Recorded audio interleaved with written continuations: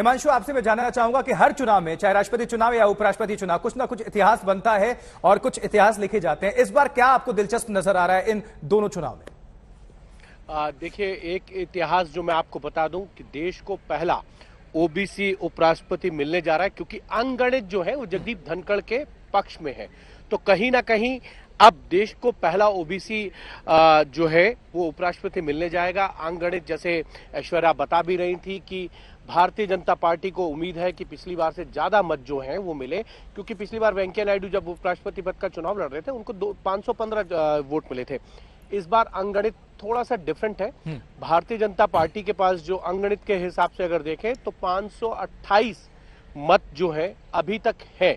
अब वो कितने विपक्षी सांसदों को अपने साथ ला पाती हैं जो यूपीए के साथ है इस वक्त, तो उसमें भी क्या सेंध लगाएगी? अगर ऐसी सेंध भारतीय जनता पार्टी लगाएगी जैसी राष्ट्रपति चुनाव के अंदर सेंध लगाई गई थी, तो कहीं ना कहीं जीत का जो अंतर है वो और बढ़ जाएगा। और मार्गरेट अल्वा, मैं आपको पहले भी बोल रहा हूं कि जब उनको उपराष्ट्रपति पद के लिए उम्मीदवार घोषित किया गया था तो आशुतोष में उसके लिए हम सब जानते हैं कि हिंदी में मुहावरा है, उनको बलि के बकरे के रूप में ही प्रोजेक्ट किया गया था। उनको पता था कि वो चुनाव हार जाएंगी, अंगणित उनके साथ नहीं है। इसीलिए महज जो है एक अपोजिशन दिखाई दे, सिंबॉलिक तौर पर जो है उनको उम्मीदवार बनाया। मतलब हिमांशु, औपचारिकता एक मानी जाए, जिस तरह से समीकरण और जिस तरह से अंकगणित समीकरण आप कह रहे हैं कि वो एनडीए के पक्ष में है, तो इसको क्या औपचारिकता मात्र ही समझा जाए?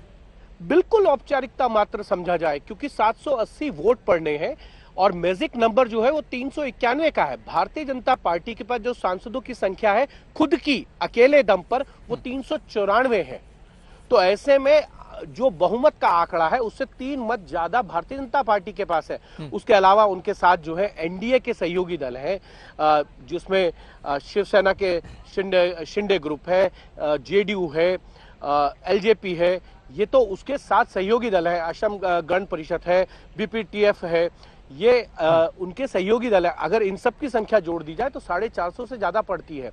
और उसके बाद जो है YSR Congress, BJD, Akali Dal, Mayawati, Sikkim democratic front जो है, एनपीपी जो है वो उनके साथ है। तो कहीं ना कहीं भारतीय जनता पार्टी के पास जो जीत का आंकड़ा है वो पिछली बार से ज्यादा बड़ा होगा। और ये सिर्फ महज औपचारिकताओं के लिए जो है ये कह सकते हैं कि मतदान हो रहा है, क्योंकि कांग्रेस इसमें जो है वॉकओवर नहीं देना चाहती थी एनडीए के उम्मीदवार को, और इसीलिए जो है मार्गरेट अल्वा को आगे करके चुनाव लड़ा गया। और मार्गरेट अल्वा भी ये बहुत अच्छी तरीके से जानते हैं कि इस चुनाव में उनको जीत नहीं मिलेगी, और इसीलिए वो तमाम नेताओं के साथ बातचीत भी कर रही है। लेकिन चाहे वो एनडीए के घटक दल हो या जिस तरह से ऐश्वर्या, मार्गरेट अल्वा ने कहा कि बहुत नजदीकी मामला रहेगा, तो कहीं से तो उनको उम्मीद, विश्वास, भरोसा होगा। कहीं ऐसा तो नहीं कि उनको उम्मीद है कि क्रॉस वोटिंग हो जाएगी उनके पक्ष में?